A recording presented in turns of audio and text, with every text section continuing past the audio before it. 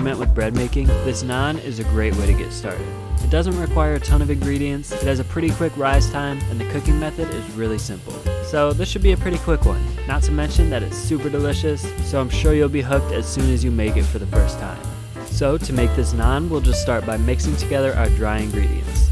So go ahead and add 310 grams of bread flour to a bowl, along with 5 grams of yeast, 9 grams of salt, and 18 grams of sugar, and whisk those all together until they're thoroughly incorporated.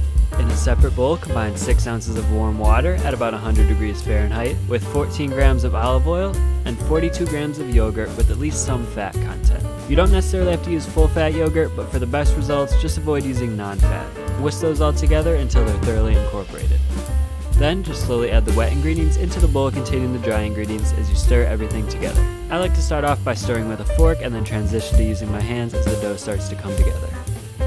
Now you'll want to knead just for a couple of minutes until the dough smooths out a bit. You don't need to go crazy with the kneading, but we're basically just trying to bring everything together and develop a bit of gluten in the dough. As you can see, I just knead within the bowl itself, so there's no need to transfer to a separate surface if you don't want to. Of course, feel free to add a bit more flour as necessary if the dough starts to get sticky.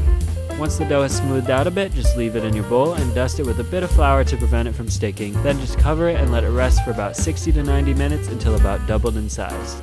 Now, for those of you who do make bread often, you know that slightly higher temperatures, around 80 degrees or so, are ideal for helping dough to rise. So what I like to do is place the bowl in my oven with the light on, and this will pretty much achieve the exact temperature that we're looking for. But if you can't do this for whatever reason, you can just let the dough rest at room temperature. It'll still work perfectly fine, it might just take slightly longer to double in size. In the meantime, we'll make our garlic butter to spread on the naan after it's cooked. This part is really simple. You'll just melt a whole stick of butter and add to that 3 cloves of grated or finely minced garlic, along with a few sprigs of cilantro and some salt to taste. Yes, you should even taste your butter. It might not taste good on its own, but you'll know whether it's seasoned properly or not. So we'll just let that sit for the remainder of the rise time to allow the butter to absorb the flavors of the garlic and the cilantro. After that, you'll just want to hit the like button on this video and subscribe if you haven't already.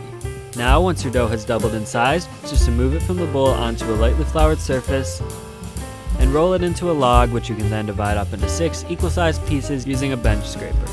At this point, you'll also want to start preheating a heavy bottom pan like cast iron over medium-high heat. We'll want to cook the naan in a dry skillet, so don't add any oil here.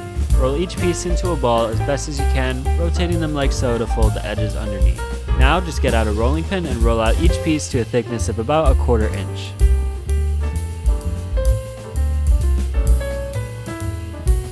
Once the skillet is hot, just add each naan one at a time to the skillet and cook for about 1 to 2 minutes on each side.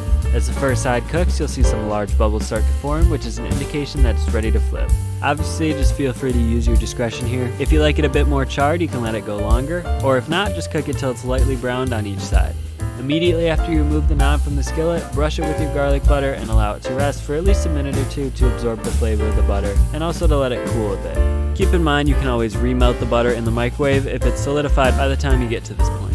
But now you can garnish with more cilantro or anything else you like, and then just repeat that cooking process with the rest of the naan. This stuff is absolutely irresistible, especially if you're a bread lover like me. I'd just recommend finding someone to share it with so you're not tempted to eat it all in one sitting. I hope you all give it a try.